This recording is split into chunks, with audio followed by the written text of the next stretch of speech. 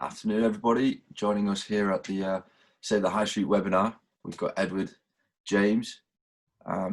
So, as mentioned, bit quick housekeeping. We are recording this for training, and we will be pushing it live afterwards.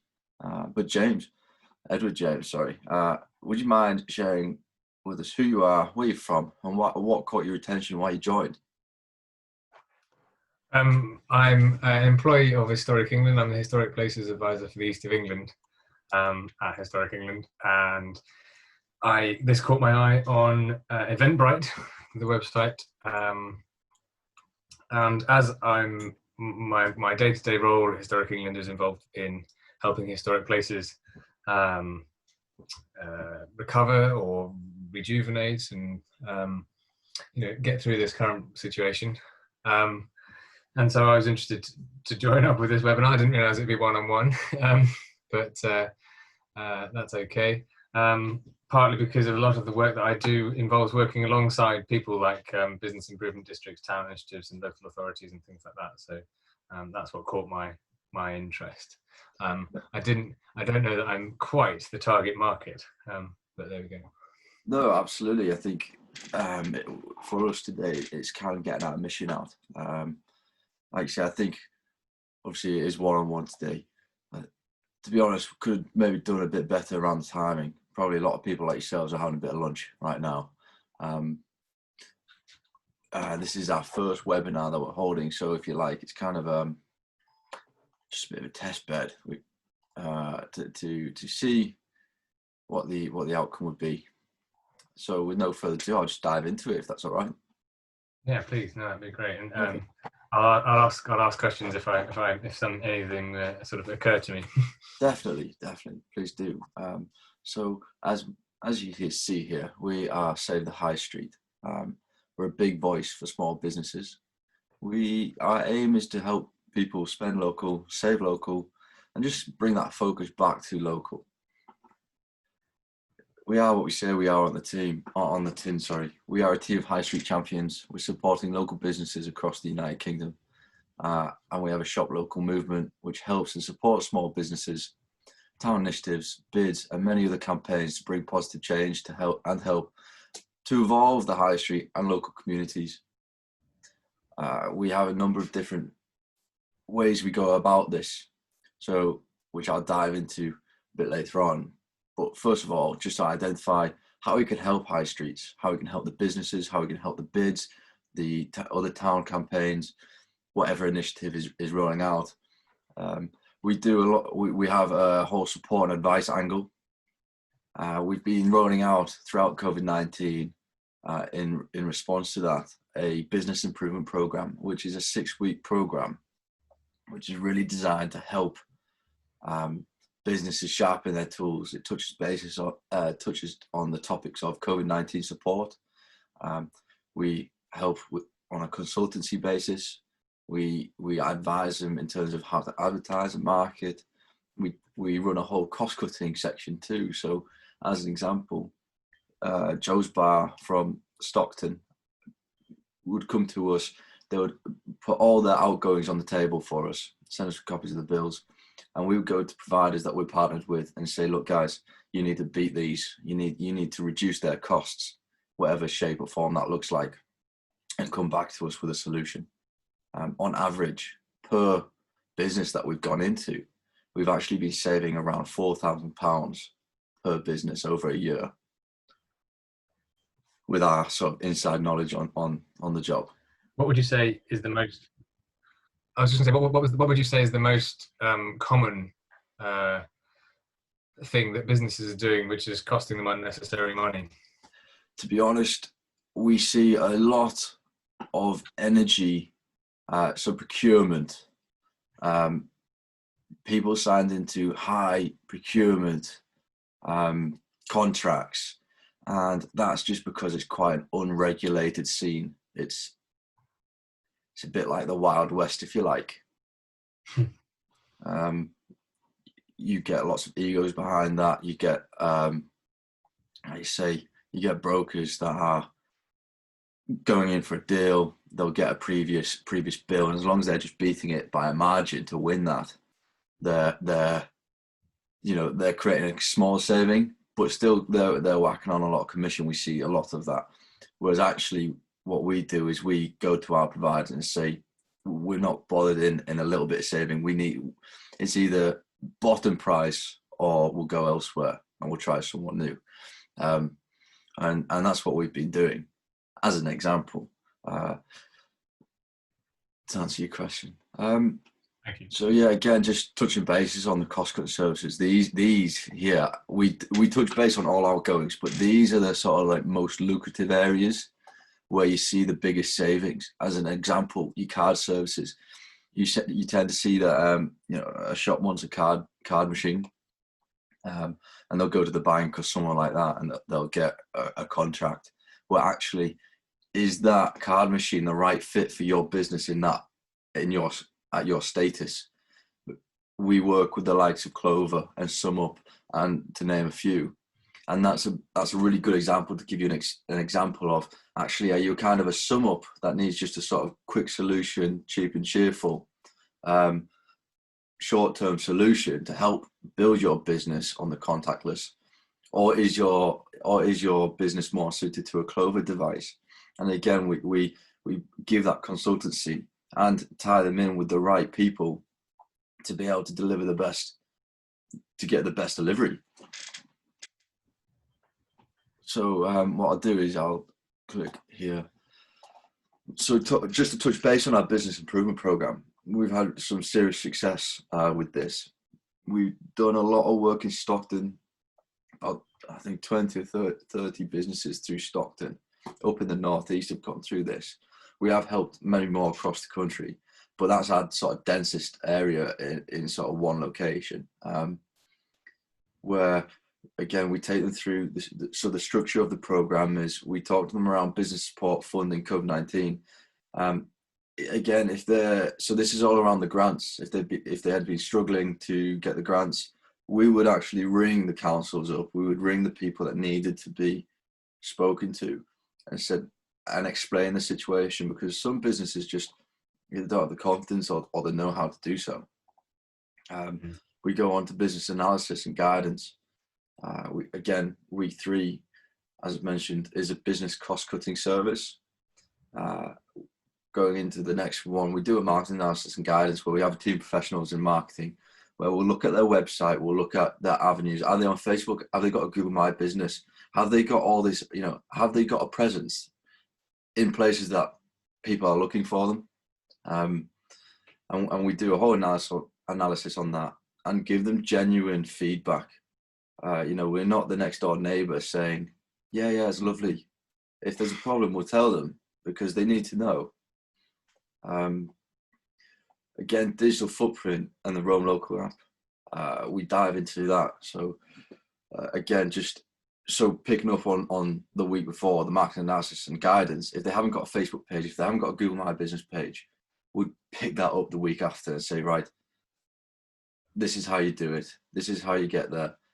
This is what it needs to look like. And the Roam Local app is chosen #1 high street app. It's a destination guide. Their strapline is become a local in every location. We'll dig into that a little bit more. I think it'd be quite valuable for yourself, actually, that part in particular.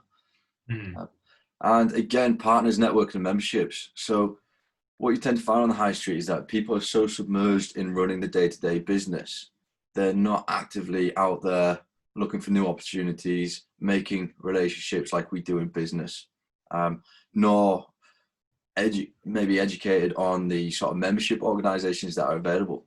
For example, a florist.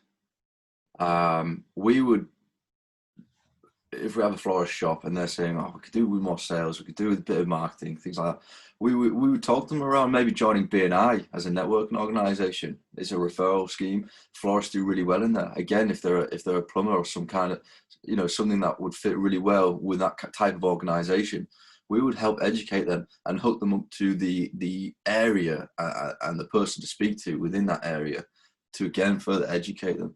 And we're just bringing that level of networking to the business rather than the business having to go out and get the network. Again, you'll know yourself when you're in business. Networking is quite a towny thing, and a lot of shops on the high street, lots of business people on the high street don't have the time. They're already working 70 hours a week, and it's not something that they really look for. So we bring this level of network to them. Again, talking to partners. So if they've got an issue with insurance, we have insurance high street champions, we call them, where we would hook them up with the right people. And again, it's all about keeping it local. So, for example, going back to our Stockton project, we had a lot of businesses in there looking for insurance, and we would help them connect with a Stockton insurance person to be able to give that guidance. Obviously, as an example, it's just connecting all the dots together in the right way to really help evolve the high streets to be able to help them succeed. And then once all that's done, we do a conclusion. So it's a bit. So we conclude it all. We write a report and we feed it back, and then we have our own network that we pull them into, and this is ongoing, all year round support. No membership fees, nothing. They're in, they're looked after. Any questions, they can post it. And again, it's structured in such a way that even similar businesses, if a business puts something online into our network that resonates with another business of a similar category, and that similar business has been able to overcome that, they're able to share their experiences. They're able to communicate with each other and again bring that sort of level of network to each other. Okay. And those, if that makes sense. Yeah. So I've touched base on the business improvement program. I've touched base on our cost cutting, which we call the switch and save. Again, switch and save, just to talk to you a bit more on that. So we get all their outgoings. We go to our providers, say make them as low as possible. And again, like I say, when we're making savings of maybe £4,000 a year, that gives them the fuel, the business that fuel the ability to look at maybe marketing angles. It might be, I know we're not paying business rates at the moment, but we were doing this way before COVID-19 and what was up and about. But it might help them just pay towards business rates for that month, for that year. It might be that they just want to sit on it as an umbrella in case something like COVID-19 happens. It's an extra umbrella for them to really just feel a bit more comfortable and maybe try something new. We all know when you're trying to do Facebook marketing, that's a specialist job in itself. You'd usually expect to hire a minimum of £500 a month for an agency to look after your ads and run adverts to create that return on investment and bring footfall. For a lot of businesses on the high street, that's very daunting. Where actually, if we put them through the business improvement program, and then we show them, we educate them, we do the switch and save. Now they've got maybe £4,000 in the bank. They're in a better educated position to be able to go forward and say, actually, yeah, I want to try a bit of marketing. I could do with a mobile friendly website or whatever it is. It gives them that ability to just try something a bit different, a bit new. We have a street team, which is, to be honest, more dominant in the northeast of England, but we are coming south as far as sort of Stockport and Manchester. Okay.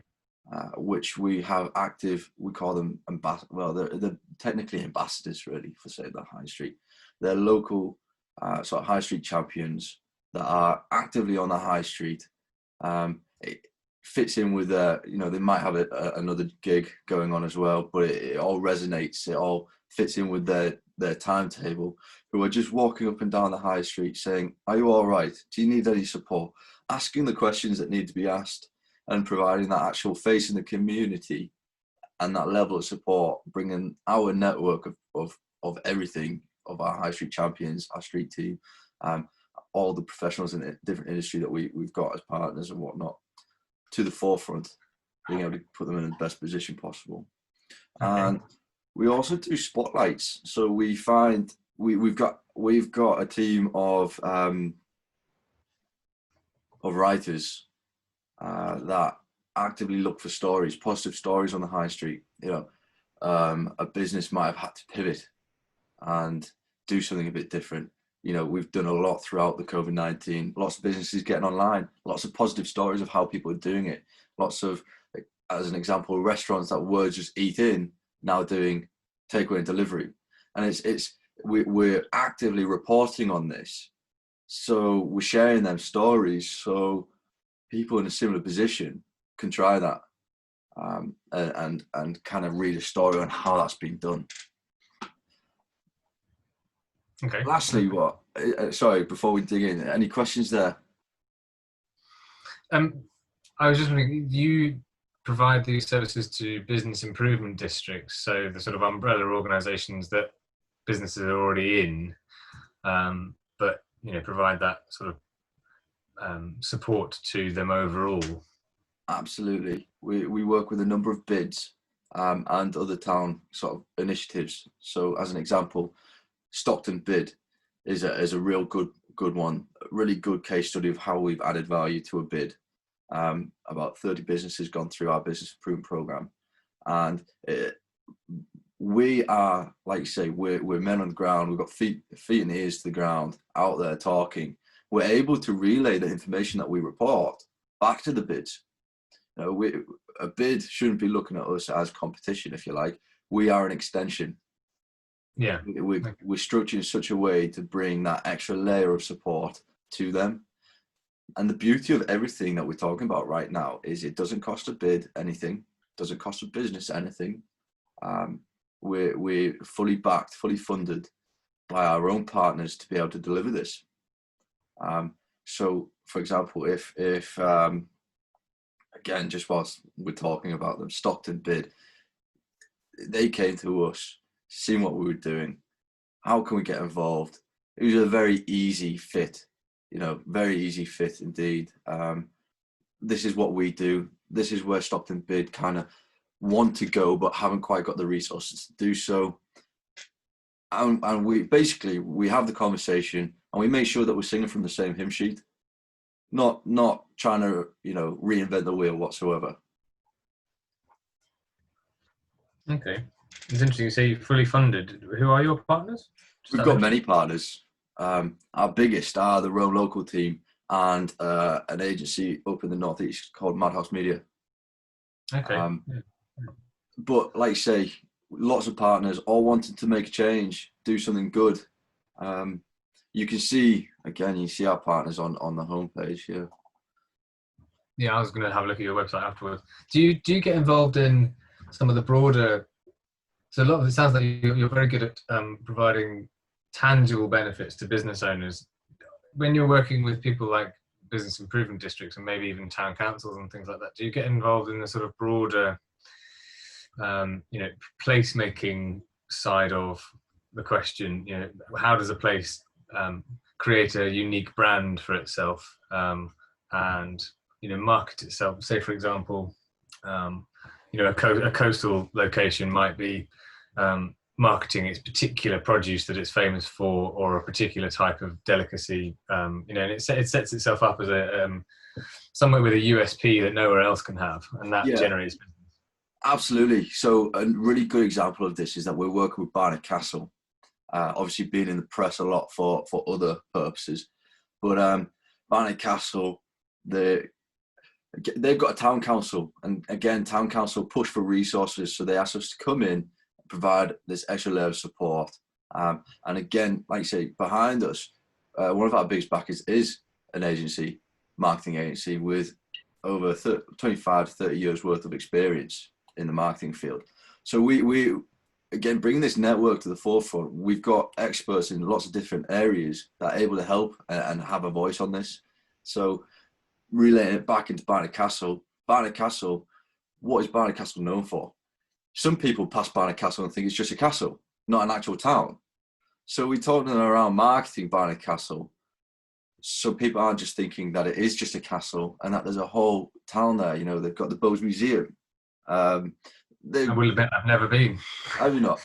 They've got, it's a really nice, lovely location full of lots to do, lots of heritage sites, museums. It's well known for its rugby.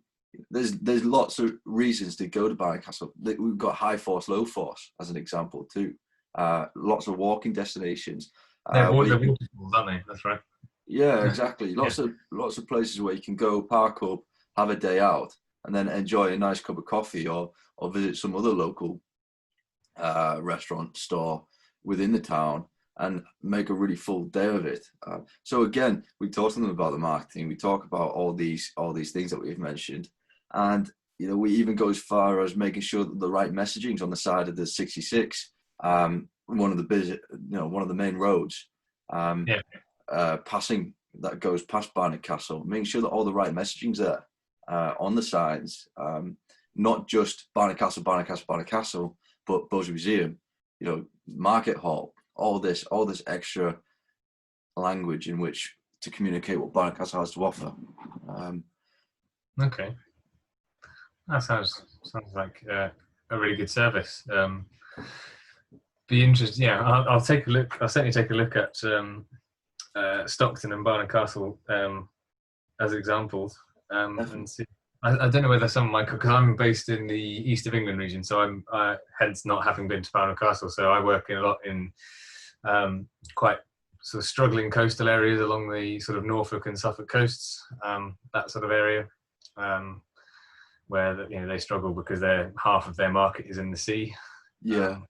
That sort of thing. And a lot of the work I do is sort of heritage-led regeneration. So it's kind of using the character of an historic place to underpin economic success, with a little bit of grant funding. So I'm one of those grant bodies that you would be thinking about talking to as part of your work. There are projects up in the northeast that we're doing as well, which you should keep an eye out for. Definitely. I'd love to exchange a few emails afterwards. Once I stop recording and whatnot, we'll exchange some information, I think. Yeah, sure. I mean, I can't, because I'm who I am, I can't recommend, we're not permitted to recommend businesses in public sector, as I'm sure you know. Mm-hmm. But I can certainly point you towards locations in your area that you're working. Amazing. I think with your background and in what you do with sort of the heritage front too, I think you're really going to love this next bit, which is the Rome Local app, which are one of our biggest backers. This goes to their site. So again, Rome, their strapline has become a local in every location. In a nutshell, it's a destination guide in the form of an app on your phone, allowing their community of users to access local information in every location. They cover all of the UK. And is this something that, so who would sign up to this? Say in Lowestoft, for example, which organisation there? Would it be individual businesses that would have to sign up for this, or would it be the Business Improvement District that did it on their behalf, or how does it work? Great questions. So every venue in the country is already on board their app, pushing it, free advertisement already. The beauty of this is that, yes, users can go on, become a local in every location as a strapline, but businesses have the ability to claim their listing. And when they do so, that effectively acts as their own app. So just to explain further, talking about the Wild West, the app sector is very similar too. You can see offers from, I'll build you a website and an app for £2,000 to, I'll build you an app, a proper app for maybe 100K. And a lot full of hopes and dreams in the app development world. And lots of variables. You don't know what you're paying for. You don't quite know if you've got full access to the data that you're pulling in. It can become a real minefield, and again, very daunting for businesses to develop their own apps. Now, the future for businesses is, especially in the sort of high street and local scene, is definitely app-led technology. And when a venue claims their free listing on Rome, it effectively acts as their own app. As I mentioned, they can think of it as like a hybrid of a Twitter, but specifically niched to businesses and high streets. They also do World Heritage sites, museums, galleries, and a whole lot more. But as far as car parking, the amount of times you drive in town that can't actually find a car park, They identify all this. So again, customers can, so when a business claims a listing, they can add all menus, news, offers, events, loyalty deals, discounts, whatever they want to voice, they can voice it on their profile. And how, is this something that there's a subscription charge, or is it again provided by your backers? And I suppose who benefits, apart from the businesses benefiting from the exposure? Who else benefits? So to answer your question, this isn't part of Save the High Street. This is one of Save the High Street's partners. Okay. And again, so it's free for a venue to claim their listing, and the way they monetize is that they sell push notifications in bundles. Okay. So there's 4 included per calendar month in your free subscription. Your free subscription also gives you unlimited images, unlimited wall space, as much menus, information as you want. It's purely just on the push notifications. 4 per month, and then you buy extra bundles on. It's like a pay-as-you-go service. So you buy, if you use 4 up in the first 3 weeks, you need an extra 1. You buy an extra 1. If you want, if it's around Christmas time and you expect to use, maybe 14, you buy an extra 10 pack. They have just brought out an unlimited offering too. So you have unlimited push notifications all year round, 450 quid a year, as an example. Is it linked? I suppose, does it? You might not know the answer, but does it link to things like social media? So it sort of uses people's browsing history and cookies to target those notifications, I presume. Yeah. So it can all be shared over social media. Absolutely. If you go on, you find a really good venue, you can share that across every platform except for Instagram. Okay. So you can even pop it into WhatsApp chat, group chats, anything that you want. They have it's very, very sophisticated. They have their own in-app chat function, definitely worth a download. In-app chat function. They have a big Find My Friends function too. So, for example, case study. Say I lived in Newcastle. You would come to visit me for the first time in 3 weeks from now, and we were friends from university or something. You could pop up to me in the app because we're friends on there and say, hey mate, coming up to Newcastle in 3 weeks. Is there anything that you suggest that I do? What I could do is I could put all my favorite places of interest into a plan, push that over to you. And this is their way of like recommendations, if you like. Push that over to you. And then what you do is you've got a bit of an insight into what I recommend, which adds value. When you land there, you become a local in that location anyway, or feel as if you are a local in that location through all the data that's pulled in. But ultimately, what you can do is you can follow every venue. So by following a venue, this is what we call the millennial language. So Twitter, Instagram, Facebook. I'm technically a millennial, just so you know. Yeah. Just. You follow something to receive information, don't you? On all these platforms, it's exactly the same process. So you follow them. That you will start to receive information based off them venues. So over a 3-week period, there's a notification center. If they're pushing out notifications of 2-for-1 cocktails, cinema tickets, museum tickets, gallery tickets, whatever they're voicing, you're banking them up in a notification center. So when you land in a new location, you've got all these extra rewards to unload while you're there, which in a sense is going to give you a much better, broader, localized experience. And as you know, being in business, networking is everything. We all understand the value of referral marketing. If I have a good place, if I have a good experience in Newcastle with these said venues, I'm definitely 100% more likely to recommend them and share that plan with someone else that I know that's going to go to Newcastle, or share it with people that I know that lives in Newcastle. Okay, that sounds really interesting. I'll certainly check it out and see what. Yeah, definitely. One other thing that is really interesting is the Friend Finder. Once it loads, so they have Friend Finder, Safe Groups, and Hotspot Indicator. Exactly what it says on the tin. So find friends in different locations. So if you're driving through Newcastle, thought I could do a stopping off for a coffee, wonder if there's anyone around, pop onto their maps, find a friend, message them, grab a coffee. They have Safe Groups. So again, if you were a family going away to Whitby for an example, you could get all your family in that, and it would monitor the behaviour. And if one was to get lost or something was to happen to one without the other, without the others being present, safety alerts pop up to the family friends, to the people incorporated in that safe group, allowing them to know what's going on, and find them on the maps, respond, which is a really hot topic. They're big in York for this. Lots of incidents happen in York, and hotspot indicator being specific, exactly what it says on the tin. They can identify which venues are busy, which ones aren't. Okay, no, that sounds like a lot of useful stuff in there. If people sign up for it, I think that's the thing. It's the advertising of that to people, I think. I'm afraid I have to go to another meeting No now problem. at the end of my lunch hour. So I'm afraid I'll have to sign off in a minute. Was there much else you had? That was it. It was just question time now, but we've done questions as we were going along, so happy with that.